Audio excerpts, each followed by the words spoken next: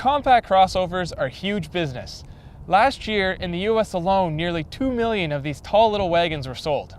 And with all that money on the line, automakers are locked into a veritable death match fighting for your market share. For 2013, we have the latest and greatest in the compact crossover segment. Luke's got the 2014 Mazda CX-5 2.5 liter. And challenging it, Mike's got the 2013 Toyota RAV4.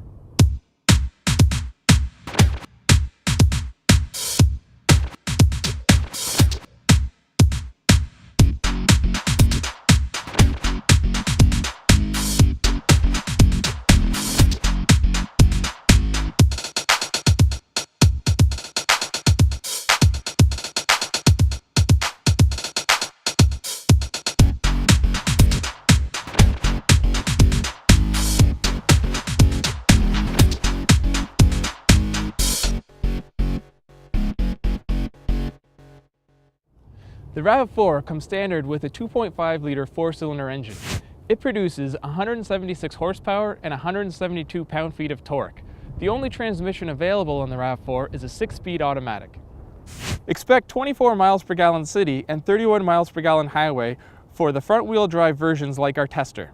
The RAV4 starts at a price of $23,300, and our XLE front-wheel drive test vehicle rang in at $25,320. New for this year, the CX-5 comes with a larger 2.5 liter version of Mazda's Skyactiv engine. It's more powerful and makes 184 horsepower and 185 foot-pounds of torque. This version only comes with a 6-speed automatic, unlike the 2-liter version that can also come with a 6-speed stick. The EPA estimate suggests 24 miles per gallon around town and 30 miles per gallon on the highway. Pricing starts at $21,990, but that won't get you into the 2.5 liter engine. Instead, you'll end up paying $25,410 including delivery for the 2.5 liter engine, which isn't available until the mid-level touring trim, which is what we have today. As beautiful as the CX-5 may be, it can't touch the RAV4's boldness in design. Toyota desperately wanted to shake the dull image of the old RAV4, and well, they've succeeded. Up front, there's chrome that stretches from headlight to headlight, but it's out back where the real differences have occurred. Gone is the trunk-mounted spare tire, which allows for conventional liftgate, a first for the RAV4. As well, the rear liftgate has a recessed window to add an extra styling element. Ever since Mazda cut ties with Ford, the company's been going full bore with an all-new chassis and sexy new styling. Last year we got our first look at Mazda's Kodo design language, which is on the car behind me and remains unchanged for this year. It goes a lot farther than the RAV4 can ever hope to with its sharp lines, its aggressive 5-point grille, and its strong rear-end styling in terms of turning heads and making people say, wow, hell yeah, this is the car that I want. The dramatic restyle of the RAV4 wasn't limited to just the exterior, it included the interior as well. Gone is the dated, boring interior of RAV4s of old. Now there's the stylish dashboard cliff that provides a lot of nooks and crannies for optimal storage. As well, it brings all the controls nice and close to the driver. The downside is some of the lower place buttons are hard to reach, but overall it's a good design. The CX-5's boring interior can't touch this new stylish design.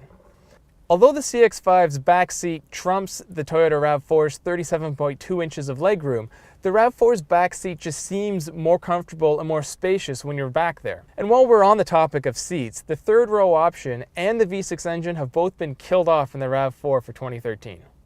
The interior on the 2014 CX-5 doesn't change at all over the 2013 model year, but that's hardly a bad thing.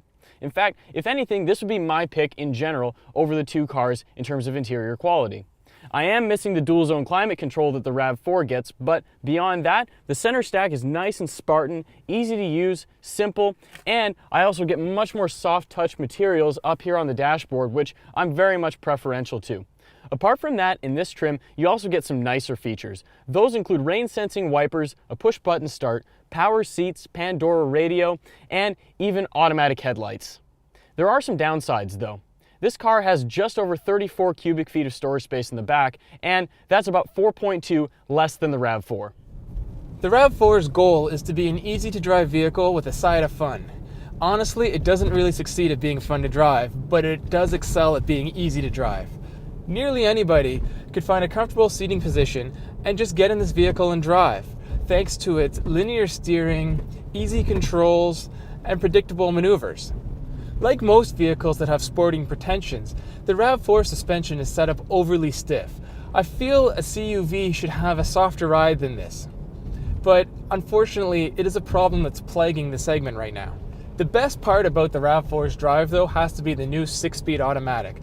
Thankfully, it has finally put to rest Toyota's far too long in the tooth 4-speed automatic. Although the CX-5 is a faster all-around vehicle, the throttle setup is designed for fuel economy, not speed, and the RAV4 is more responsive and easier to use. The CX-5 and the RAV4 are similar in so many different ways that in a lot of senses it's hard to tell them apart when it comes to specs. But when it comes to driving, the CX-5 is the clear winner, at least from a driver's perspective. And that's because it has more power, it has 185 horsepower and 184 foot-pounds of torque, and that all goes together to make it feel a lot better and more powerful on the road than the RAV4. Not only that, but the Skyactiv chassis helps it feel more connected to the road, and especially at speed, it feels like it handles much, much better. Equipped with the 2.5-liter engine, you only have the one choice of the 6-speed automatic transmission. That's hardly a bad thing though, and really, I'm in love with this transmission. It shifts smooth, and if you drop it into manual mode, even between 1 and 2, you really don't feel the shifts. Not only that, but it acts lightning quick, almost like a dual clutch. That's something that the RAV4 just doesn't have. We're enthusiast drivers, and for that reason, both of us would generally pick the CX-5. It gets better fuel mileage and it has a lower MSRP to start with.